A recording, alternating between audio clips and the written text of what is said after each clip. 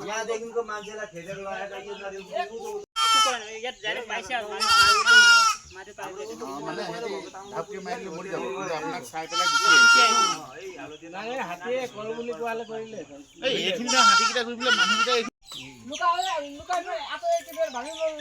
এইফালৰ পৰা এনেকে ওলাই পেলাই এইফালে যাম বুলি হাতী খেদি গৈ পেলাই দম দমটো পৰি পেলাই যেন তেনেকে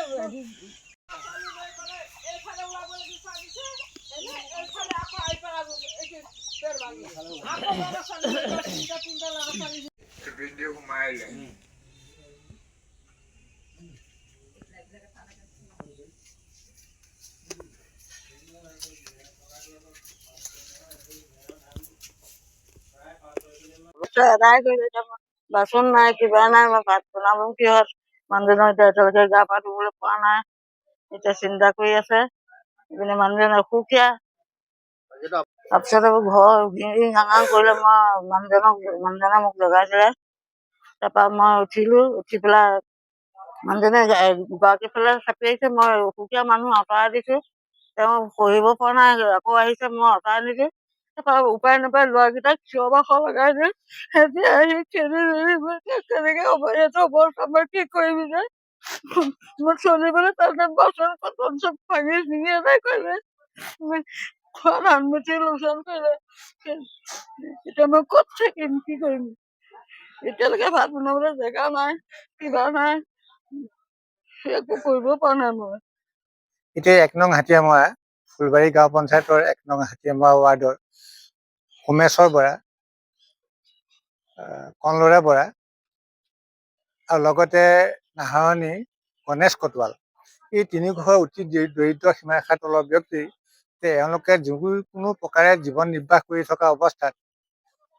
তেওঁলোকে চলি আছিল কিন্তু আজি এই আপোনালোকে ফটোত দেখিছে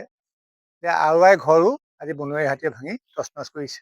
আৰু এইখিনিতে আমি অতি দুখেৰে জনাওঁ যে আমাৰ নাওবৈচা চাব ডিভিজনৰ যি বিদ্যুৎ বিভাগ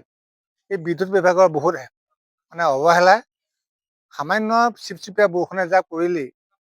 বিদ্যুৎ বিভাগে কাৰেণ্টটো কাটি দিয়ে আৰু যাৰ কাৰণে বনৰীয়া হাতীয়ে ঘৰ ভাঙিবলৈ সুবিধা পাইছে যোৱা ৰাতি গোটেই ৰাতিটোৱে আমি কাৰেণ্ট পোৱা নাই আৰু নোপোৱাৰ কাৰণেই এই এনেকুৱা দুৰ্গম অৱস্থা হ'বলৈ সুবিধা পাইছে গতিকে আমি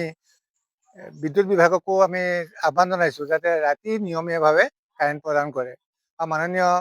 মুখ্যমন্ত্ৰী ডাঙৰীয়াক আমি আহ্বান জনাইছোঁ যে নাওবৈচা চাব ডিভিজনৰ লগতে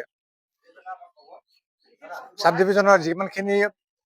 ভোক্তা আছে তেখেতসকলক যে কাৰেণ্টটো ৰাতি সুনিশ্চিত কৰে তাৰ বাবে আমি তেখেতলৈ আহ্বান জনাইছোঁ বনকৰ্মী সেয়া কৈছোৱেই তেখেতসকলৰ ডিপাৰ্টমেণ্টৰ মানুহ ফ'ৰ্চ কম গতিকে তেওঁলোকৰ অসুবিধা ঢেৰ অসুবিধা অজুহাত দেখুৱাই তেওঁলোকে দায়সৰা মন্তব্য পালন কৰা আমি দেখা পাইছোঁ কৰ্তৃপক্ষই বিভাগীয় কৰ্তৃপক্ষই এই ক্ষেত্ৰত কাৰণ কিয়